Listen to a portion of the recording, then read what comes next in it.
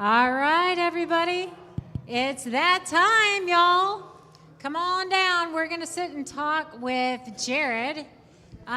First of all, I have to say, hook 'em horns. We're both in the McCombs graduate school, Jared and I. Yeah, what a year to start, too. Oh, my gosh. SEC and the team dominates? I know. Come on. I know. Yeah. Go hook 'em horns. All right, we're going to get started here in a second.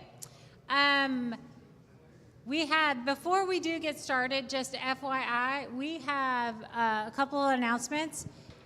Be really kind to our bartenders. I just have to say that out loud. They're going to be around all day with us, and and also we have a minimum, so drink a lot. Please drink a lot. Be safe, but drink a lot.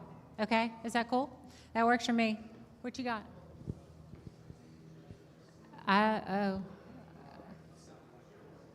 You what? Oh, yeah, okay, all right. I'm just not live or anything, but I'm good. All right, let's do it. Okay, I'm doing too many things, y'all. Okay, all right, let's get this started. Jared, why don't you go ahead and introduce yourself to the audience and tell people, I know you have like 1 million followers. But, I wish. Yeah. Wouldn't that be nice? Wouldn't that be nice? But you're like 250,000. I mean, that's not bad. Yeah, that's getting up there. I'm jealous. I'm right? jealous, yeah, for well, sure. I appreciate it. Yeah, what's going on, guys? My name is Jared. So I started my career on social media in 2020, and I was able to build up to 230,000 followers across platforms, do about 10 million likes, and 150 million impressions across those platforms. So what that means for my business on the bottom line has been about $50 million in sales. And it's been a really, really good opportunity for me because I've been able to build a loyal audience that falls in love with the brands, falls in love with what we're trying to do on social media, and they're engaged and they want to follow along in the journey. So excited to share a little bit about that, and I think how you guys can kind of plug some of the strategies that I've learned into your businesses and grow followings that people love and want to be a part of your businesses.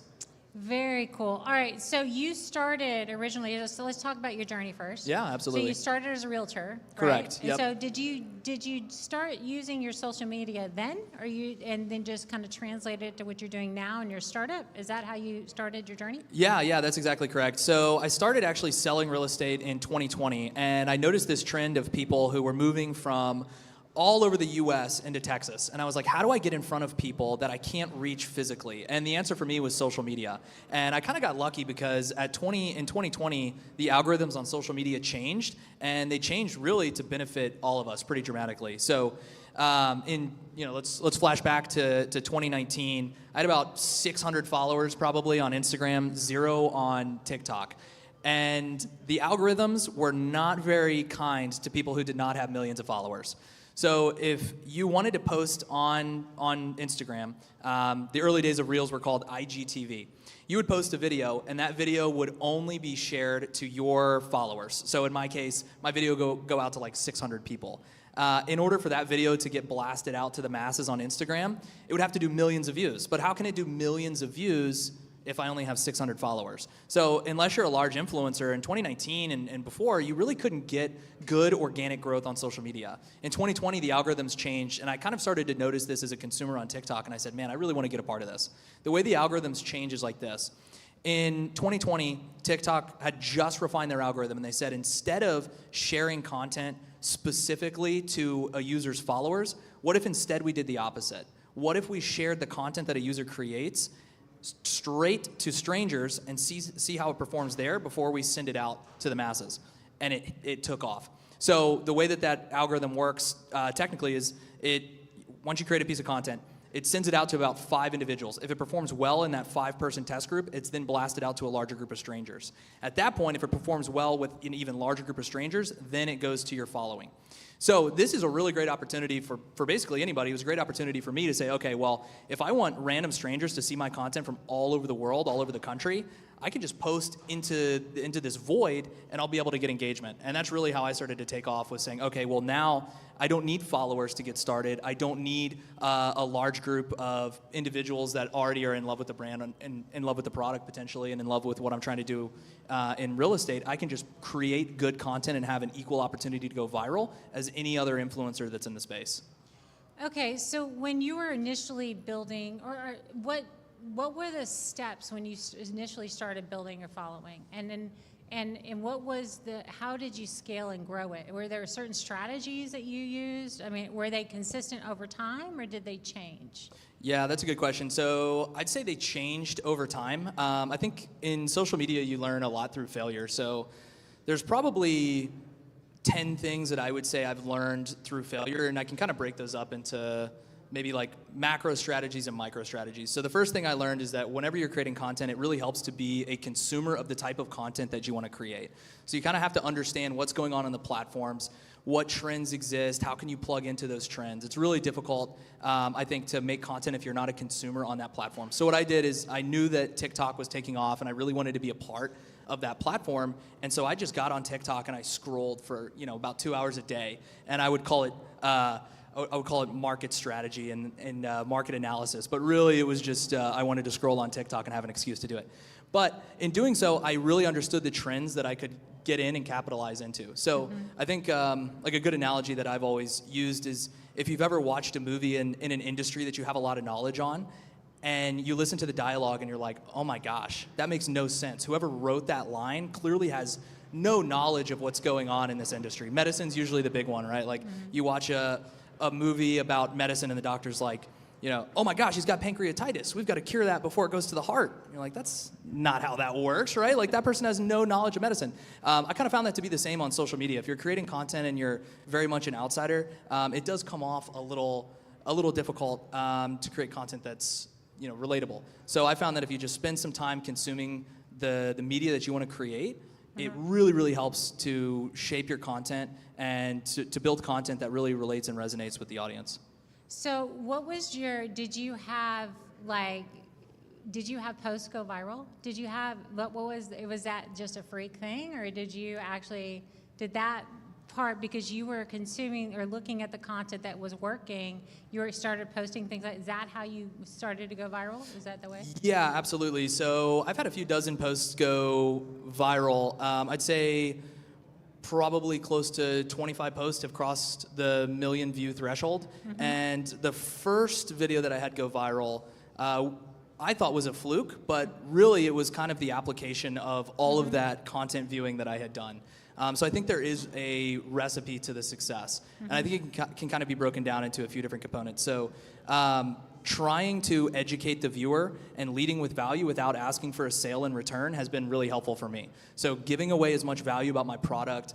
In this case, I was selling real estate, right? Now we're building an AI company for realtors. So giving away as much value as I can about the products that I'm selling, or in the early days, the real estate that I was selling, without asking for somebody to click a link in my bio or asking somebody to sign up for something, was really, really helpful. The other thing was being authentic and engaging with my audience. I think audiences nowadays, they want to be a part of your success. They want to be a part of your journey. So if you're just creating content that's very polished and very professional and very corporate, it doesn't give your audience a chance to get to know you as a person, and it doesn't give your audience a chance to plug in and follow you along on that journey. So I was able to do a really good job with really one post in particular in 2021. I quit my job. And so I made a post and I said, guys, this is a really, really big risk for me. I just quit my job. I'm going to pursue this project full time, and I'm going to take you guys along through all the successes and failures. And that really, really kicked off a lot of engagement on my page, because now people wanted to see, honestly, they might have just wanted to see if I was going to fail, but they wanted to see how this was going to work for me, and they wanted to be a part of the process. Right. And as I began to see success, people started to cheer me on, and they were like, this is awesome. I want to be a part of this too, and I want to follow your journey. So I think being raw, being authentic, showing the ups and downs of your journey is really, really a good way to build your pages and build your brand. So what was if you're looking at it from how you're boosting sales, right? Because that's what everybody cares about, right? I mean, you can have 1 million followers, but if you don't make one sale, then who cares? Yeah. So were there strategies that you were using there that you could actually attribute what you were doing on social media to sales? I mean, was that your only marketing strategy, or did you do others? Like, how did you track the one for the other? Yeah, so in my case, that was my only marketing strategy. Oh, okay. Once I saw the success there, I went all in because it was, one, something that I was very passionate about, but two, it was completely free to do. And there's very few marketing channels that you can use that are completely free. The only effort that I was putting in was my time. So whatever dollar amount I would attribute to my time is the cost of that marketing. And I think it works in multiple ways. So with social media, there's really two outcomes. There's the brand awareness, and then there's the immediate sales. The brand awareness is kind of hard to quantify, but in creating content that resonates with people, that creating content that people want to engage with and be a part of your brand and be a part of your journey, that is really, really hard to measure. But you see it over time, and you can see it through comments, you can see it through views, you can see it through different methods of engagement.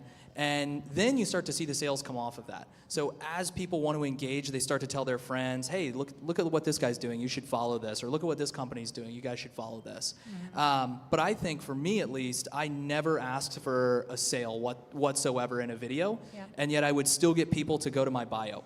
And the way that I would do this, I would lead with enough value to provide the user or to provide the viewer with something that they found entertaining or interesting, or they felt like they were learning, and that they wanted to get a little bit more information. And then that's when they would reach out to me. So I think kind of the trick is provide as much value as you can for free, but make it semi-surface level so that people have a reason to reach back out and say, hey, this was really, really interesting. I appreciate the education. Let me ask you this question instead. How do I buy this house or something like that?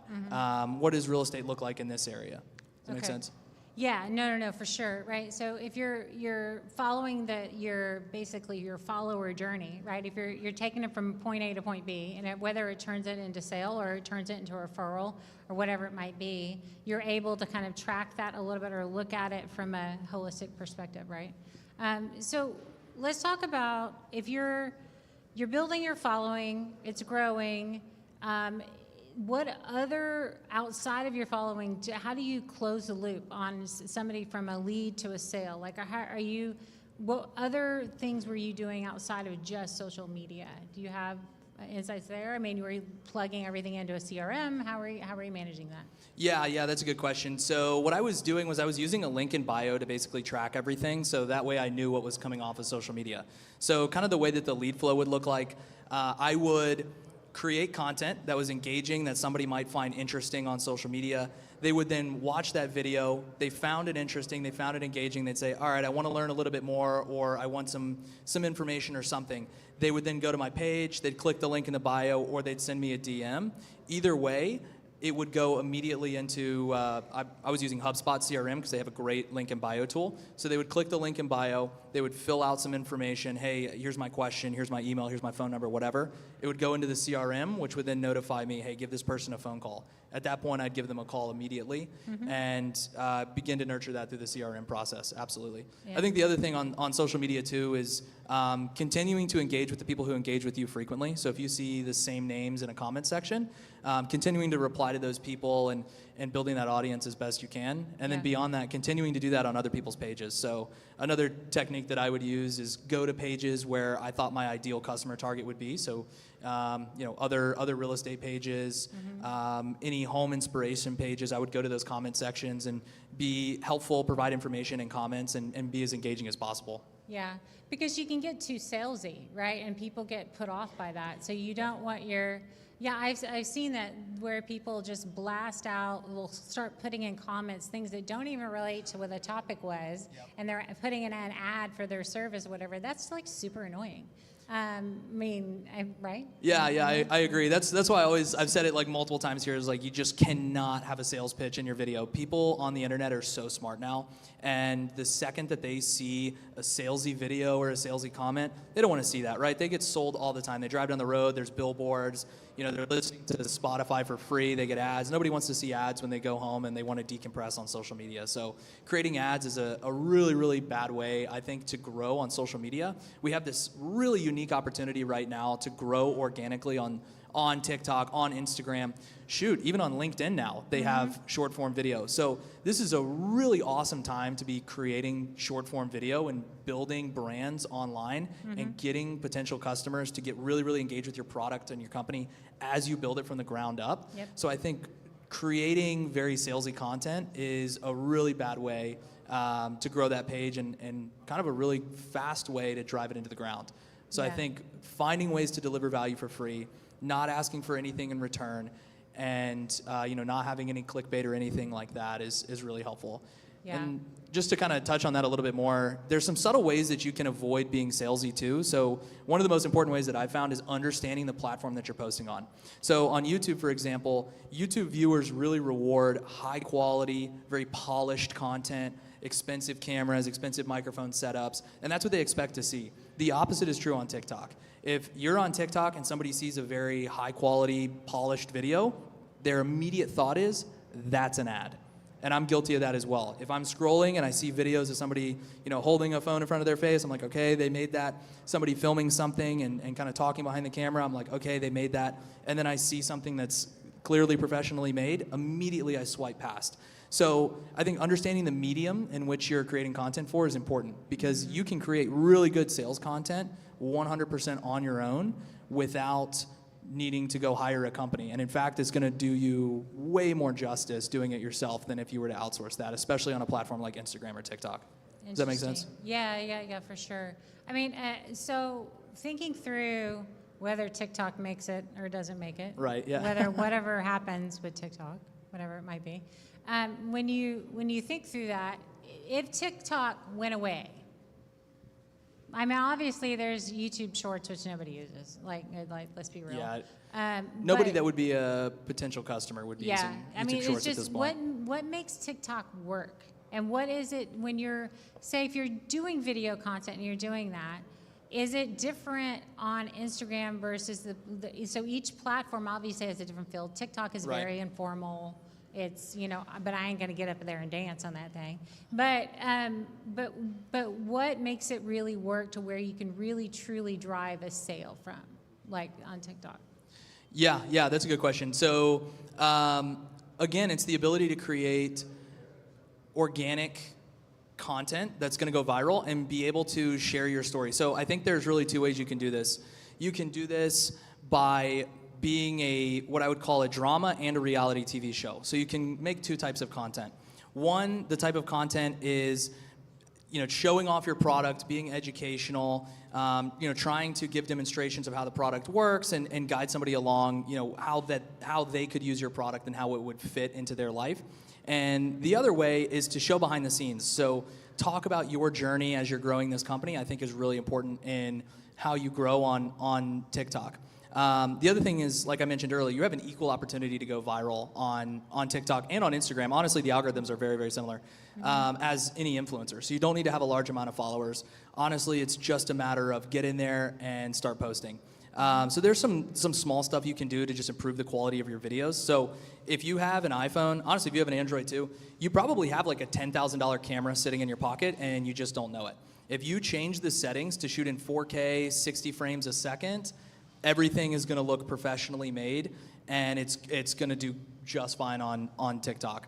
And I think the other thing too is trying to figure out what your customer can gain from your video is really important. So we all fall into this trap where we become very knowledgeable on our product, very knowledgeable on our industry, and we want to share the micro details that make our product different than a competitor. But the reality is the customer might not know anything about that ecosystem at all. So explaining how your product works and fits into somebody's life in a way that anybody who, maybe not an 80-year-old grandmother might understand, right? Like somebody who's never even seen a computer would understand.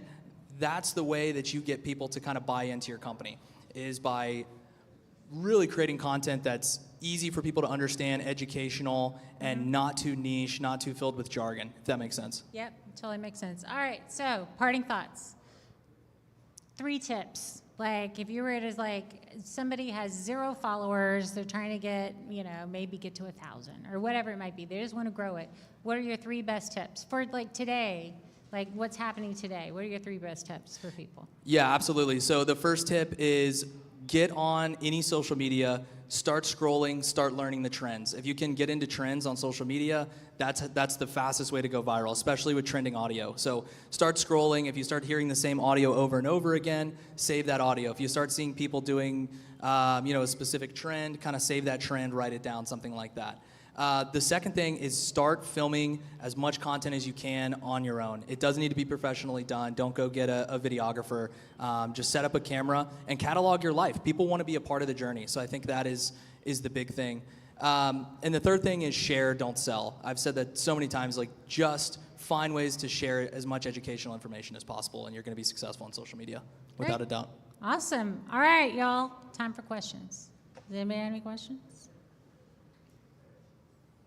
Sure, yeah, up in the front. Uh-huh.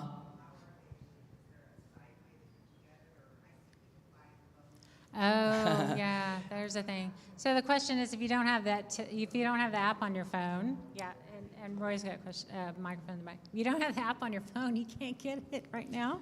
Yeah, that's a hard TikTok, one. It's a weird thing until, yeah, I'm not going to go there. It's politics, but until the guy decides what he wants to do about TikTok, we don't know, right?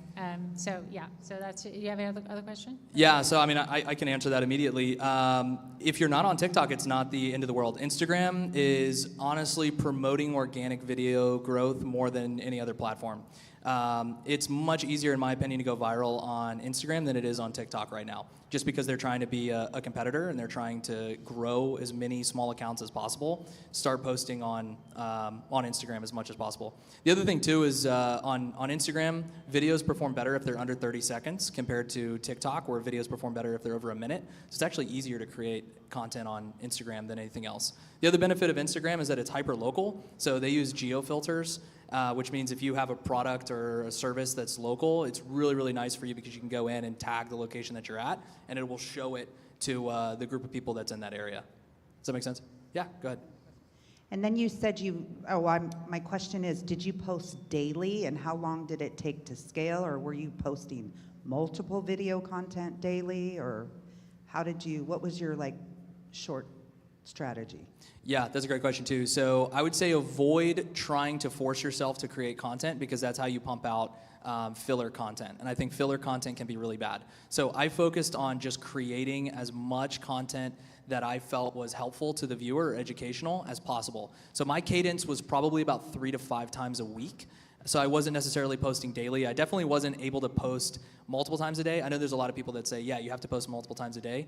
I tried that for about a week, and I noticed that my content quality went down significantly because I was trying to get out way more content than I was able to produce. So I would say focus more on getting stuff out that you're proud of and getting stuff out that you think is going to be helpful to your target customer than trying to post on any specific schedule or anything like that. Does that make sense? Yeah. Back in the day when they changed the algorithm, followers were really important, and niching down to those followers were important. Now that the algorithm has switched and they're sending it to 5 strangers, per your example, Sure. does it make sense to abandon the niche, like in the detail content, and more say, hey, if this goes out to 5 random people, what are the odds they would click this? So I think there's 2 strategies there. I would definitely say that it's important to niche down, because when you niche down, you're going to get way more loyal and bought-in followers. It's like social clubs, right? Like, you're not going to join a social club that you're not interested in, but you're going to join one that you are interested in. I don't join running clubs because I don't like to run, but a lot of people do like to run, right? So it's like, it's kind of the same principle. You want to create content that you can plug into a niche where that niche is going to get excited about your content, and then you're going to grow like wildfire. It's just going to go crazy. So I would say it's still important to niche down. But what I kind of was alluding to earlier is being able to niche down while still speaking in broad terminology is important too. So the second you get too technical, too filled with jargon, it kind of makes people want to swipe away, I think. If you can make the viewer feel like they're learning something while still being niche, that's the way to absolutely take off. Absolutely. Great. And I think just to kind of give like a real life example, if we've got a a second here. So Fedi is one of my favorite companies right now. Fedi is a Y Combinator-backed startup here in Austin. They're basically Uber for large groups, so they provide busing services, mostly for younger college students who are traveling with 20 to 30 people that are going from party to party. So this really solves the problem of like, should we get 10 Ubers or should we, just rent a party bus?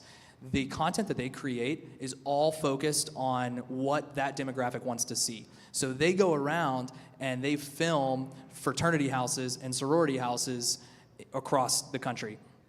I don't know if any of us would really find that content very interesting, but guess who does? The people who are using that product. So that is a really, really niche way for them to tap into the existing, the existing customers that they want to get on the platform. And they're not doing it in a salesy way. They're not saying, hey, these guys use Fedi. They're just showing the content, and people are like, oh, wow, that's awesome. What is this company that's filming all these fraternity and sorority houses? Oh, it's a bus company for large groups. Like, we would definitely use that. And then they get on the platform. Does that make sense? Cool. Any more? Awesome. All right. Well, thanks, guys. Thank you. Thank you. Thank you very much.